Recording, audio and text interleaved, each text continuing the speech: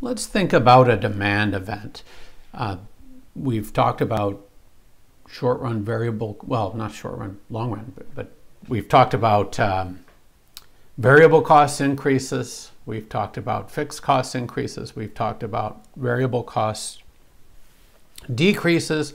Let's think about a demand event. These are an important category of events.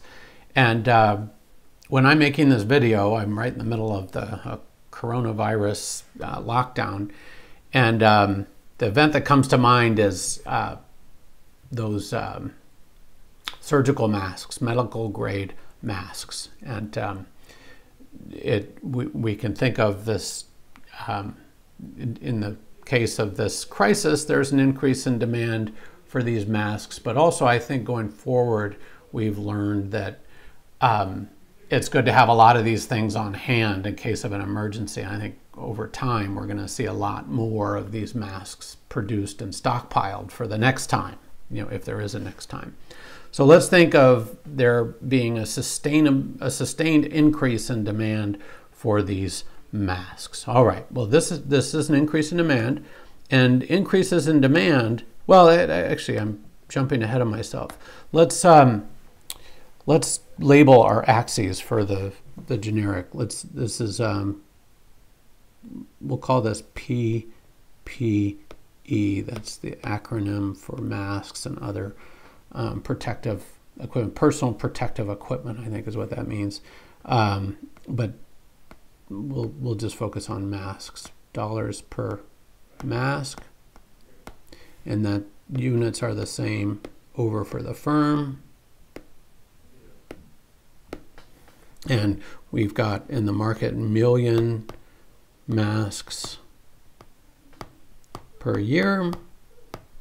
And for the firm, we've got masks per year. And this will be a PPE producing firm. And I'm saying PPE, but just because it's shorter to write out than surgical mask, but that's what we're going to think about. All right, well, now I'm ready to analyze this event both in the short run and in the long run. So let's do that. I'm going to change my pen color to blue because I really want to make clear what's the short run event, what's the long run event, looking ahead. All right, so there's this. Well, I guess one other thing, I'm going to assume that this is a constant cost industry. I've assumed that all along. I haven't said it. That's just as more firms enter or more firms leave, the cost structure of each firm stays the same. Sometimes that's not a good assumption, and the graphs get really, really complicated. So that's why I always assume constant cost firms.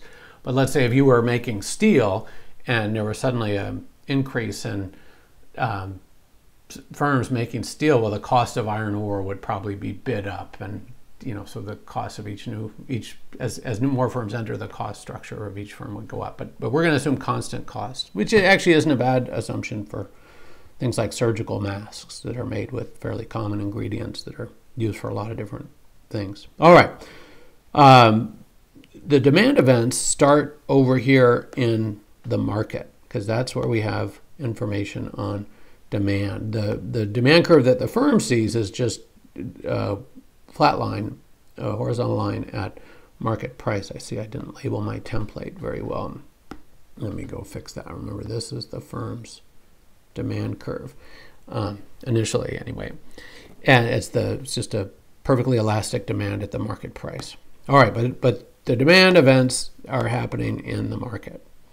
Consumers, market-wide, have a change in some condition. Here it's the change is the number of surgical masks that they want on hand at any given time. All right, so demand goes up,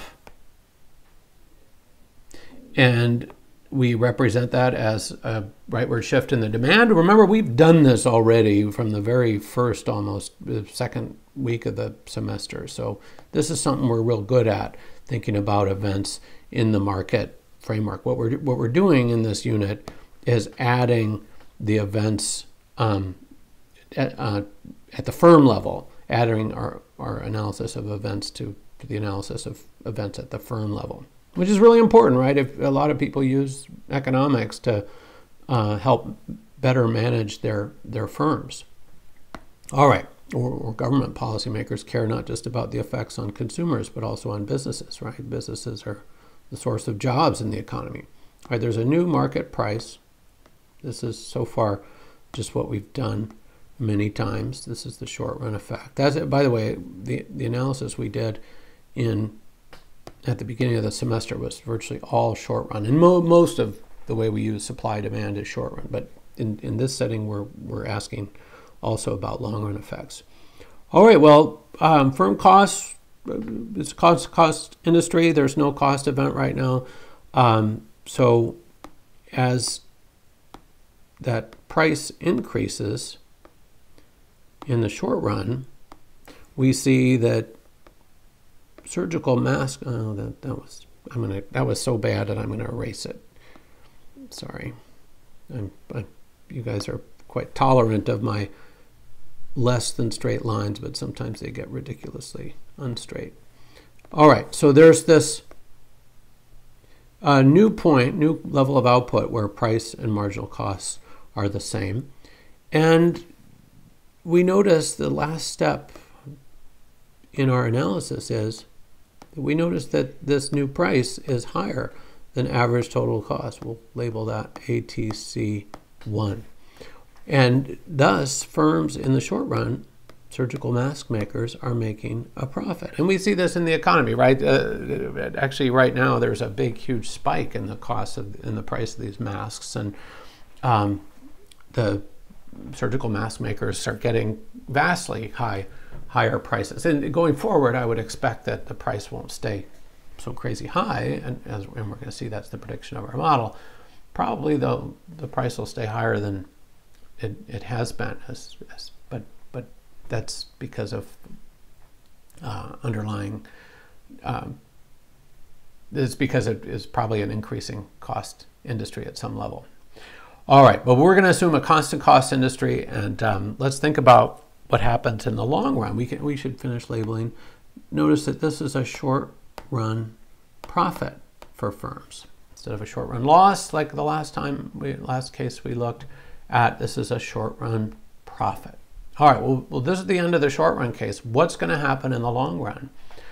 In the long run, other firms in the economy are going to say, hey, wait, people are making tons of money making surgical masks. We can open up operations to make surgical masks. We're going to do that. So maybe new firms coming in, maybe firms that make, nightgowns decide, hey, well, nightgowns, there's no money in that. Let's go make surgical masks. Anyway, the point is there's new capacity coming online here. Well, as that happens, we model that long run effect as entry. I'm going to even label above my arrow long run entry. This labeling is especially important as there's multiple shifts. In fact, I didn't label. This is the demand increase. I mean, it sort of goes without saying, but still, it's better to over-label than under-label.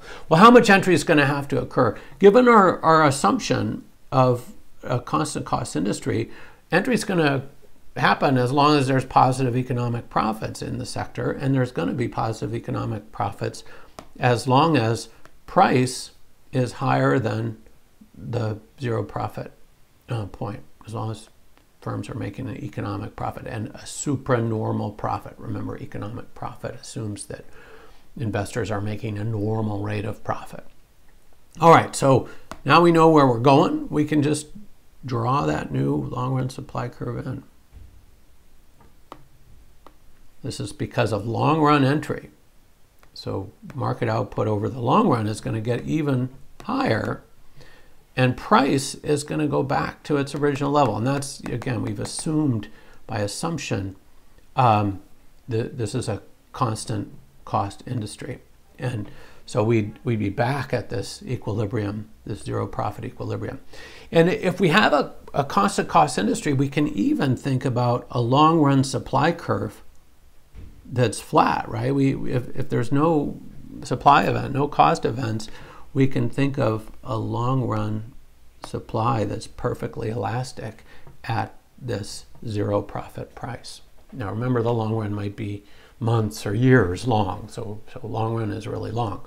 But anyway, And again, the point of this analysis is to show, sort of in a blow-by-blow way, how the market process in this case, draws resources into a sector where consumers come to demand the product at a high value relative to firms' costs of production. That creates this profit opportunity that draws entry.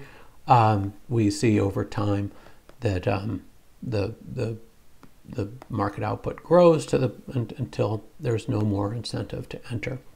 Now, these resources are coming from somewhere. In other areas of the economy, there are sectors where firms are making less money than they are here, and they're leaving. So anyway, the market is really good. One of the things market does well, doesn't do everything well, but one of the things a competitive market anyway, when we have competitive markets, one of the things they do well is to draw resources to sectors where consumers value things very high relative to producers' costs, and out of sectors where consumer valuation is low relative to production costs. That's what markets do really, really well. Allocate resources across sectors, across time, toward high-valued sectors, away from low-valued sectors.